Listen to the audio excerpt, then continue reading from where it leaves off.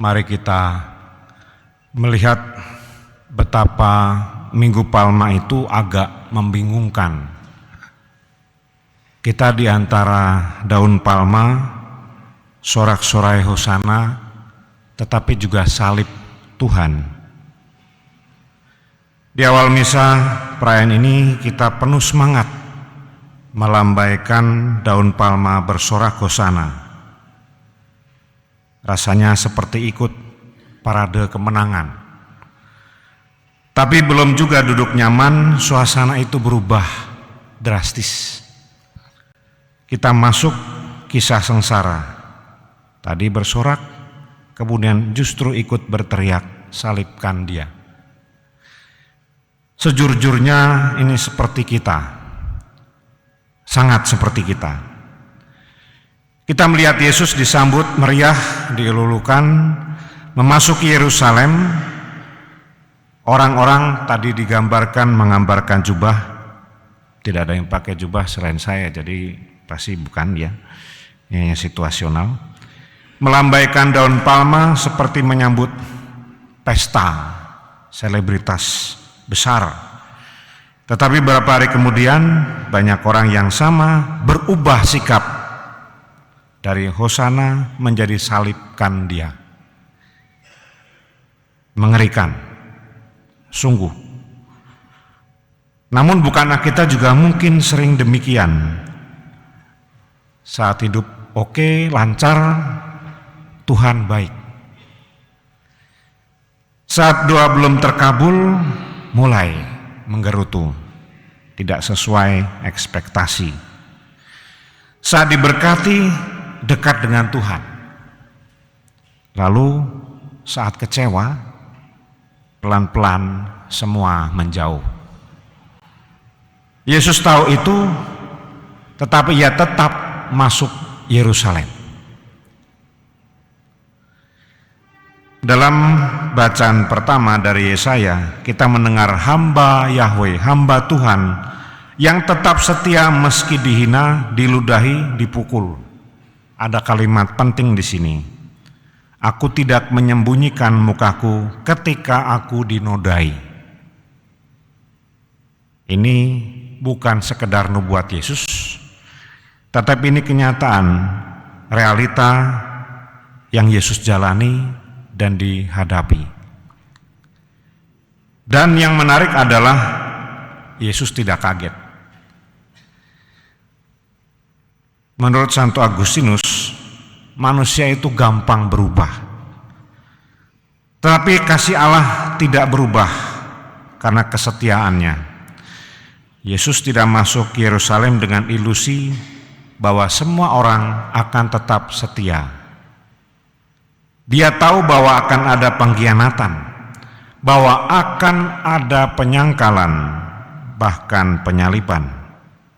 Tapi Yesus tetap teguh melangkah masuk.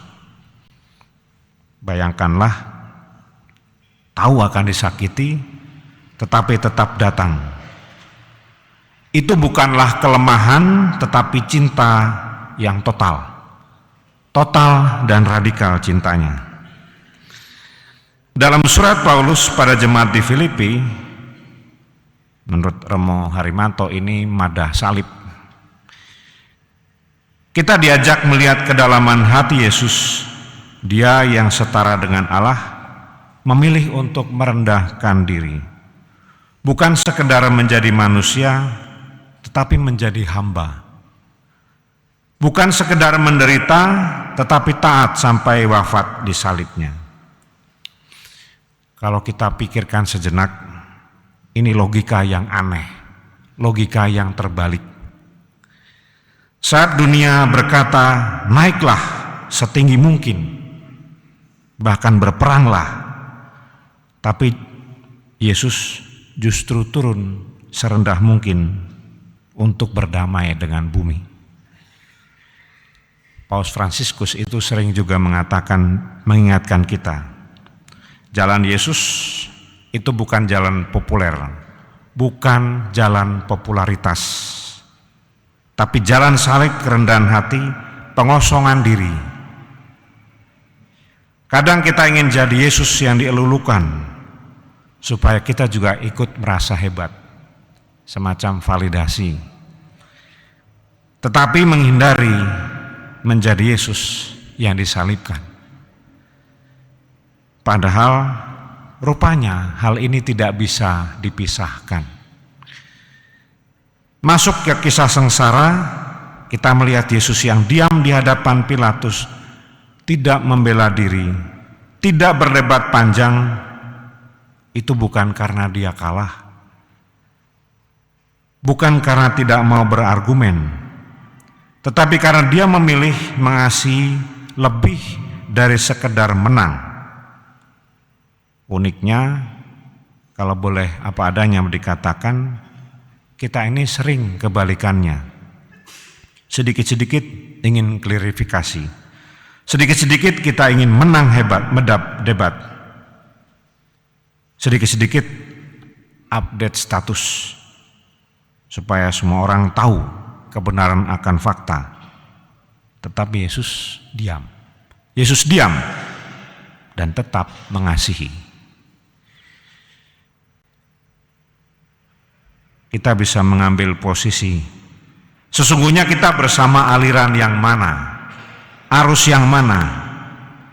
Yang melambaikan palma, bersorak hosana, atau yang ikut menyalibkan? Atau mungkin dengan lebih jujur, kita ini ikut dua-duanya. Dan kabar baiknya, Yesus datang untuk yang seperti itu. Bukan untuk orang yang selalu konsisten, sempurna, tetapi orang yang mau, yang jatuh bangun, kadang berkata hosana, kadang salibkan dia, tetapi tetap mau belajar setia. Hari ini saat kita memegang daun palma, mungkin dalam hati sebaiknya kita berdoa, sederhana saja. Tuhan, ajari aku untuk tidak hanya menyambut-Mu saat nyaman, tidak menyambut saat nyaman, tetapi juga setia saat jalan-Mu terasa berat. Karena pada akhirnya palma tanpa salib hanya euforia, kehebatan sesaat. Tetapi salib yang dipeluk dengan kasih, itulah jalan menuju kebangkitan. Dan ya, ada kabar baiknya. Kisah ini belum selesai. Salib bukan akhir segalanya.